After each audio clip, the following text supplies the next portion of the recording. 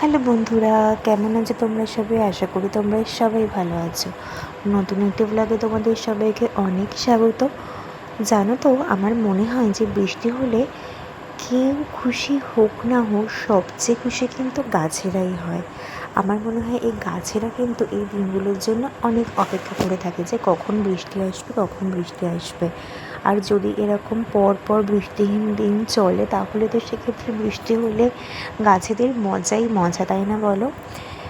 ছোটোবেলায় যখন বৃষ্টি হতো, ছোটোবেলা বলো বা টিনেজার ফেজে যখন ছিলাম, তখন তো স্কুল যেতে যদিও খুব ভালো লাগতো, কিন্তু মাঝে মাঝে যখন ইচ্ছা করতো না, যখন দেখতাম যে টিউশনের আগে অথবা মনে করে বিশেষ করে সকালের যখন টিউশন থাকতো, উঠতে ইচ্ছা করতো না, বৃষ্টি পড়ছে, তখন যখন যেতে হতো না, খুব মজা হতো।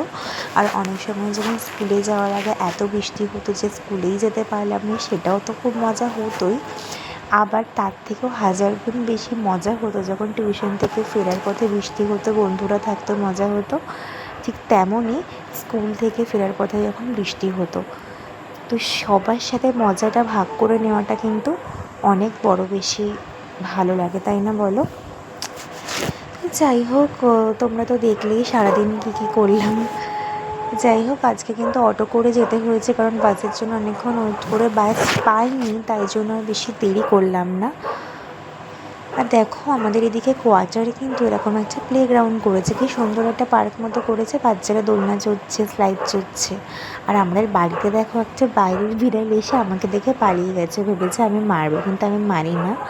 আমার খুব ভালো লাগা বিড়াল কুকুর এদেরকে। তারপরে মা দেখো বাবার জন্য ভেজ পনির রোল বানাচ্ছিল, তা আমি এখান থেকে তো চিজ খেয়ে নিয়েছি। আমার জন্য কিন্তু বানিয়েছে, চিজ খেতে কিন্তু শুধু শুধু অনেক ভালোই লাগে। আর আমার খিদেও পেয়েছিল।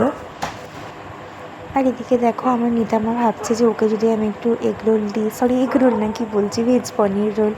আমার বাবা তো পুরোপুরি ভেজ, তার মা সবসময় চেষ্টা করে এটা ওটা বানিয়ে দেওয়ার বাবাকে। বাইরেও যদিও অনেক ভেজ আইটেম পাওয়া যায়, কিন্তু বাবা বাইরে খেতে পছন্দ করে না, মায়ের হাতেরটাই বেশি ভালো খায়। আর ওই দেখো, আমি যেই বাড়িতে যাব, নিতাকে দেখে সিংহাসনের ওপর উঠে আছে, মা আমাকে বকাবকি করে নামিয়ে দিয়েছে। তারপর আমি বাসে করে চলে গেলাম আমি শ্বশুর বাড়ি। টাটা।